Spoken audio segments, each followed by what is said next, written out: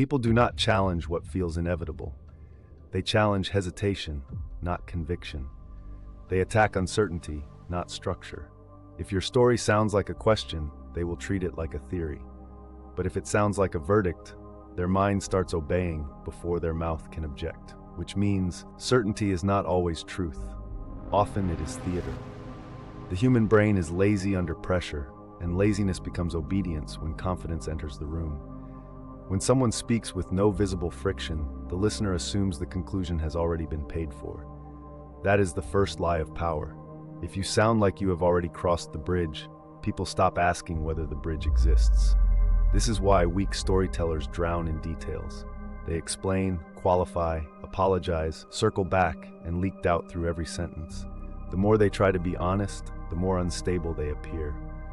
Not because honesty is weakness, but because undecided language signals unfinished reality, and unfinished reality invites resistance. False certainty works by compressing time.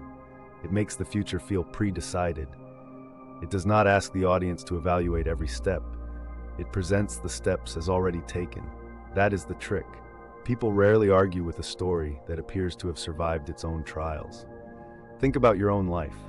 The person who speaks in absolutes often wins the first psychological battle, even if they are wrong.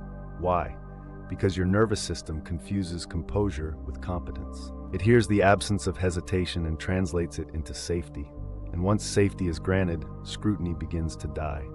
The strongest narratives do not invite debate. They create momentum. They use cause and effect so tightly that disagreement feels like stupidity. Every detail points forward. Every statement implies the next. The listener is not being convinced in real time. They are being led through a corridor with no doors. Here is the chilling part. The mind prefers a coherent lie to a fractured truth. Coherence is a narcotic.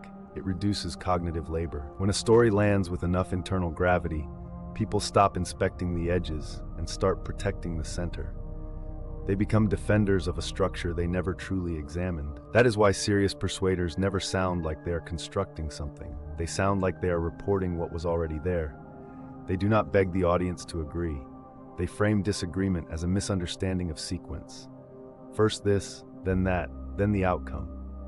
The story feels inevitable because the language removes alternatives one by one, not by force, by implication. The mind hates open loops, so when you close them with calm authority, it feels relief instead of surrender. And relief is dangerous, because once the audience feels relief, they stop defending their skepticism. But false certainty has a sharp edge. Use it carelessly, and you do not become powerful. You become transparent. Real mastery is not acting loud. It is eliminating traces of uncertainty without sounding rehearsed. It is choosing the right amount of gravity, the right sequence, the right silence. And here is the final drop. The most convincing story is often the one that never announces itself as a story. It presents itself as structure, as consequence, as necessity. The audience thinks they are evaluating a claim, but they are actually entering a frame. Once the frame feels inevitable, the verdict is already living inside their mind. Now you understand the mechanism.